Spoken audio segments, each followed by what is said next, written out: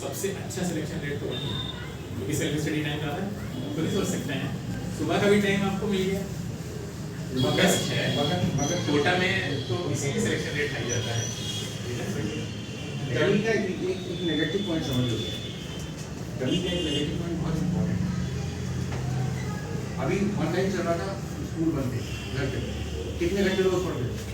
बिल्कुल ईमानदारी बताओ, 2 to 3 hours in a day, यानी in 24 hours सफिशिएंट है। घर पे कोई पढ़ाई से रोक रहा था, किसी ने कहा था मत पढ़ो, फिर ऐसा क्यों था? मैं बताऊँ, जब हम स्कूल आए हैं, एक्चुअली हम लोगों के साथ एक बड़ी प्रॉब्लम क्या है, हमारा माइंड, हमारा ब्रेन हमें कंट्रोल करता है, और हमारा ब्रेन जिस सेटअप में होता है उसी तरह का एक्शन हमने करवाता है।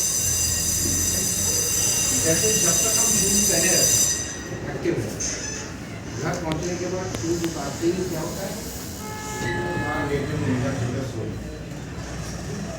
यानी हमारा ब्रेन हमारे यूनिफॉर्म, हमारे भीतर वो मेंटल एनवायरनमेंट क्रिएट करता है जिसमें हमको चलना।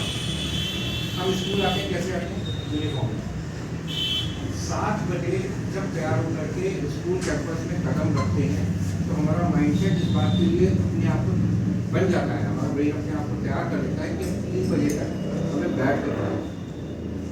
मगर क्या घर में होम ट्यूटर पढ़ाने आए और सुबह 7:30 बजे से पढ़ाना शुरू करें और 3 बजे तक आपको पढ़ाए, बीच में 20 मिनट आधे घंटे का लंच भी दे दें, क्या आप पढ़ेंगे घर में? नहीं पढ़ते। रीजन हमारा अटायर वो नहीं, हमारा मेंटल सेटअप वो नहीं। डमी में बहुत अच्छा सिलेक्शन रेट है, मगर डमी में सबसे बड़ा चैलेंज है सेल्फ कंट्रोल, सबसे बड़ा चैलेंज है सेल्फ कंट्रोल। और 90% केसेस में डमी का सिलेक्शन भी बहुत अच्छा है, मगर कितना है मालूम? 14%।